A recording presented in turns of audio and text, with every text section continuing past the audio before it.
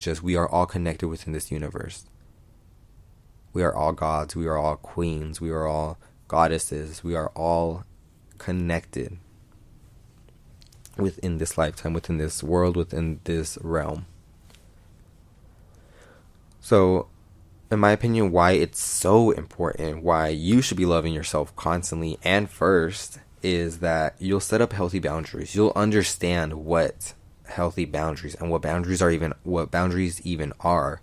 You know, we get into these relationships and we're like, oh, automatically, you can't talk to this person, or you can't be doing this. Like, that's not what couples do. Or we put restrictions on people, like dead ass. Like, we put restrictions on anyone that we get in a relationship with, and we don't even know why. We just do it, and we compromise. No, we don't. We just do it. But when you get to a point where you love and respect yourself so highly, you'll see the boundaries that you allow in, because you hold yourself to that standard. You don't just compromise for anybody and anything, because not everyone deserves everyone and everything, as in if you don't give that same vibration off.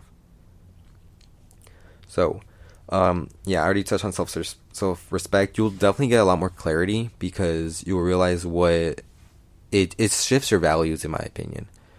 Me valuing myself and loving myself, it has definitely shifted my values, as in just what truly matters to me. Like, money is a tool. Money is an energy exchange. That is not what's going to control my life. Business is not what's going to control my life. Society is not what's going to control my life, and no one else is either other than myself.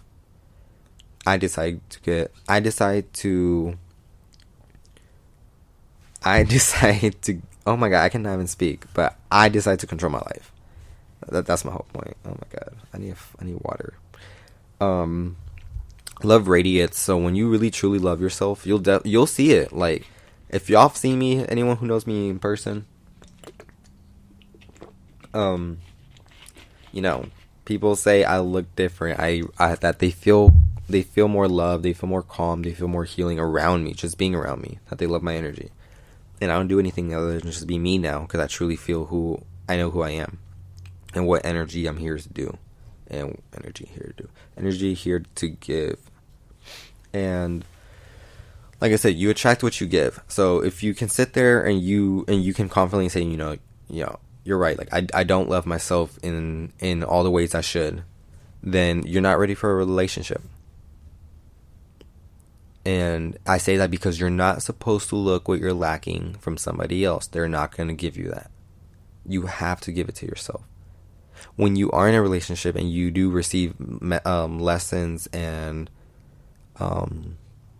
memories with other people, you know, don't let that be something that becomes you, but something that you decide if it becomes you or not, or that you could just decide like it's something you do or decide to forget.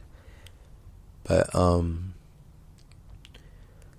yeah, you have to, like, you know, give yourself the respect that you want to give. If you don't see yourself as this high, loving, deserving being, if you feel like, you know, you still need to be punished, guess what? You're not going to attract the love you want right now, because no one's going to show you that. Maybe being around someone can, you know, being around someone can also help shift your energy into something that makes you realize, you know, let me take care of myself. But that only happens when you attract that kind of energy. So you still have to work on yourself, which is my point. You know, if you do feel like someone's going to give you that energy, you have to attract your energy to wanting that help, wanting to go for something better, not to put yourself down, not to give yourself shame. Oops. But, yeah. I think that's how I'm going to end that. Just to really, you know, guys, just love yourselves. This is probably gonna be a little loud. I am gonna do a quick reading for y'all. I think this is how I'm gonna end my podcast. Whatever messages I get, I'll read for y'all to end and to remember off this topic of spirituality and relationships and identity. So remember the thing I want you guys to remember is, please sit down with yourselves, truly love yourselves, truly respect yourselves. Get yourselves to a point where you do not compromise for anyone else but yourself. All right? So let's do this reading real quick.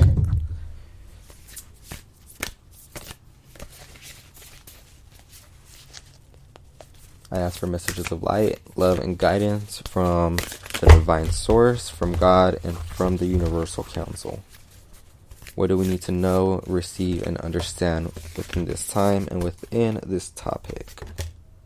We got the conch shell calling. See, this is your calling. We're all getting called to. If you're listening to this podcast, it's your calling. Everything that I'm saying should resonate. Hopefully resonates. If you listen this long, it's because, there's something you want to gain or understand from.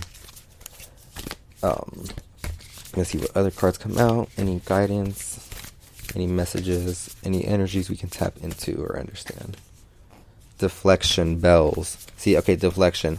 You're going to get a lot of resistance from people when you start to change your energy also. But it's okay. Remember, do not feel guilty and do not feel shameful for what you want to do for yourself. And then the last two cards. Freedom with birds, beautiful sky. And then the great mystery, trust. So, trust your freedom. Trust the universe. Trust that you're going to do the right choice.